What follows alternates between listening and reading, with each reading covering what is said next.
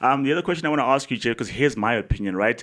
Because we kept saying that, well, it seems under Rassi that we're really a World Cup side. We'll tour well, end of year tours, and play okay and lose maybe to Ireland or to England. It's fine. We'll not win the Rugby Championship, but finish second. It's fine. But when it's crunch time and it's World Cup time, that we're back. 2019, 2023, that we're good at. That's what makes us world champions. That's what makes everyone respect us.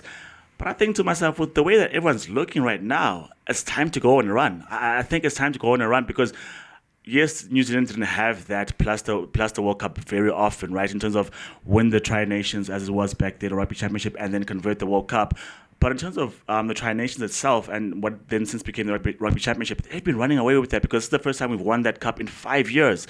I look at how we look right now and what they look like as our closest rivals, and I'm thinking, why don't we win that again next year? And the year after that, and the year after that, plus another World Cup if possible, because I think we've got a good core of players. We've got good emerging talents. Fasti came back, looks good. Alric Lowe looks good. Sasha looks good. There are players who are just bubbling under to be the next best thing for South Africa. So, question is, Jay, is it necessary even, what I'm asking for, what I'm hoping for, to win everything all the way there? Or do you think if we show up well enough in all those competitions and all those tours, but still get another World Cup, that is okay for you because that's what we've grown accustomed to? Listen, if we bag a hat trick of World Cups, that's super unprecedented, right? And it's hard to make an argument that, well, but you didn't do this in the interim because you've got 3 World Cups back to back to back. Mm-hmm. But Chuck, you play World Cups once every 4 years. The other matches count. Yeah. And in the Rugby Championship, it's not just touring, which is something we're going to reintroduce now with the All Blacks.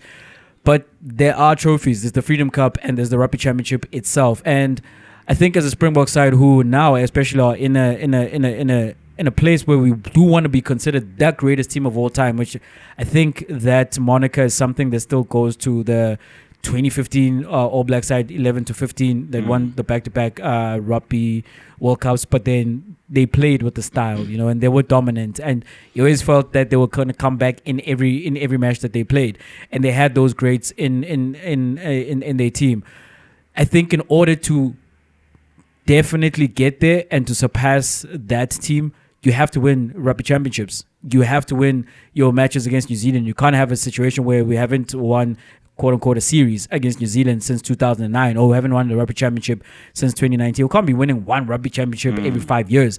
And now, where we find ourselves where we are ahead of the other teams will come and they will close the gap, particularly in New Zealand. You expect that from them. But we are ahead, and we should be front runners. We absolutely should put the foot on the pedal, and we should make hay while the sun shines and win as many of these Rugby Championship while we can.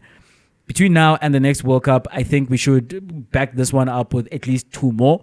And it'd be great then if we go get that World Cup. That is the main thing, of course. And if we do, I'm going to come back in here and say, it didn't matter what we did. But it does matter. Those matches do matter. Those are not just tune-ups for the World Cup. Mainly that's what they are, yes. But then they're not just that.